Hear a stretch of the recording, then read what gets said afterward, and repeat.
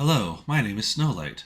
This is my Warcraft University, a YouTube series intended to give new and intermediate players simple concepts towards playing World of Warcraft at a higher level. In this video we will discuss maximum efficiency. How do we go from 80% efficiency to 90%, or from 90 to 95? This is the question that plagues businesses, engineers, infrastructure planners, pretty much any industry in the real world. Similarly, efficiency can make a major difference in World of Warcraft, most notably for DPS players. The more efficiently you press your buttons, assuming you press the right buttons, the higher your damage output will be. There is a lot to this topic, so let's jump right in. First of all, let's separate abilities and spells into two categories: instant abilities and those with a cast time and cast bar. We'll come back to instants later in the video. For now, we want to take a close look at those cast bars. Remember that as of Dragonflight, you can move the cast bars wherever you want on your screen, or you can do this through a UI. We already looked into this in a previous video. So, the cast bar acts as sort of like a charge up, completion bar, to tell you exactly when it's going off. When it reaches full, the ability or spell will go off. But here's the important thing. The timing is not exactly right, and never has been. Because Warcraft is an online game, every time you do anything, your computer sends a message to the Warcraft servers like, "I would like to start casting this ability." And the message is sent back, "Very good, ability is casting. Start the cast bar so the user can see it." The time it takes for these two messages to go back and forth is called ping. For most people, this is just a fraction of a second. But let's look closer. Let's assume the ping is half a second. A quarter second for the first message, and another quarter for the second message. That means when you press the button, the spell starts to occur a quarter second later, and then your cast bar shows up a quarter second after that. Suddenly, everything becomes delayed, the game feels super janky, and your DPS drops off a cliff. Whether your ping is not noticeable, or if it's driving you up a wall, we're going to coin this term as ping gap. Super frustrating, am I right? But not only the start of the timer, but the fully charged ability triggers when the server says so, not when your computer thinks it does. So ping gap also applies on the other end of the cast bar. How on earth does this cast bar do us any good with all this confusion? Stay tuned, I'll answer this shortly. Okay, so we have briefly seen how this affects abilities with a cast bar, but let's look at that other category, instant abilities. You see, instants are plagued with the exact same ping gap dilemma, but instead of a cast bar, everything translates into the global cooldown, the GCD we looked at in previous videos. With ping gap, the start of the GCD, you'll remember how all your abilities go on about a 1 second cooldown, occurs after the ping gap. And indeed, you can start casting your next ability before your screen actually says you can because of the ping gap on the trailing end. So now that we've been patient with me on describing the problem, let's look at the way to deal with this. The goal here is to reduce the time between when one ability is being cast and when the next one starts, reducing the gap in general. And remember, the server is the one that decides when each ability starts and ends.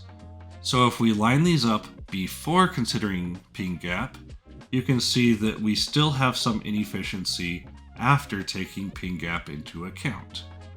If instead we were able to overlap the start of the next ability with the end of the cast bar on the server, then we could cut into that ping gap overlap. But how do you know when the server's cast time is complete? That's the magic. You don't need to know. Instead, the trick is to press your next ability many times and very fast in the last half second or so before the previous ability completes its cast. When you do this, you send the command for your next ability many times to the server, and as soon as the server can accept the command, it will accept the command, thus reducing the ping gap down to nearly almost nothing. This allows you to pump through your rotation slightly faster and overall brings up your damage. Like I said, magic. While we're on the topic of efficiency, we have a few more things to go over. First, dot clipping.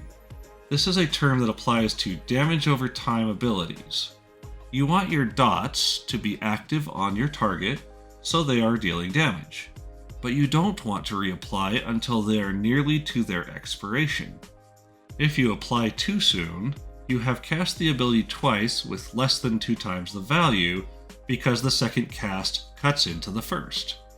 If you cast too late, the dot will expire and stop dealing damage altogether until you can get it back up. But there is a sweet spot where it will take the remaining duration and add it to the next application, giving you full damage from each application. Your goal should be to clip the end of the dot, that's where the term dot clipping comes from, within that sweet spot. It's generally between 3 and 5 seconds remaining, or less. So that's your window, roughly 3, maybe 4 global cooldowns to get your dots reapplied within the sweet spot. Side note, this is the sole reason why blue is a far superior feral druid to me. Another aspect of efficiency is resource efficiency, or sometimes called resource management. This is most obvious for rage and energy characters. As a general rule, when you have max resources, you should use an ability that dumps some of that resource. Usually those are your big hitters. If you don't dump some resource when it's maxed out, you lose some efficiency, trading off a big hitter ability for a lesser ability, and therefore you deal less damage. Similarly, when you have expended all of your character's resource, you should not be pressing buttons that need more of that resource, because then you stop doing the things altogether. The game refuses to let you spend what you don't have. For mana users, it's a little different, since you start with a huge amount of mana but it regenerates very slowly. You have to maintain it for a longer time. There is no perfect rule for mana classes, so if you are having mana issues in current content, then find a class mentor and discuss for your class. Okay, I have one more point to bring up here. The least efficient character is the one that does not stay alive. You need to stay alive. If you're not doing that first, then nothing else from this lesson will matter. There is no ping gap or dot clipping or resource management that will help you deal more damage when you're taking a fire breath in the face from an endgame boss. If that sounds like you, go back and check out episodes 21 and 22 of the Warcraft University series focused on staying alive, and come back to this video after you get those concepts down. Have you hit the subscribe button yet? We are trying to reach as many new and intermediate players as possible. While you're at it, drop a like, maybe ring the bell. It's a pretty cute bell. Share with a friend that could benefit from this concept.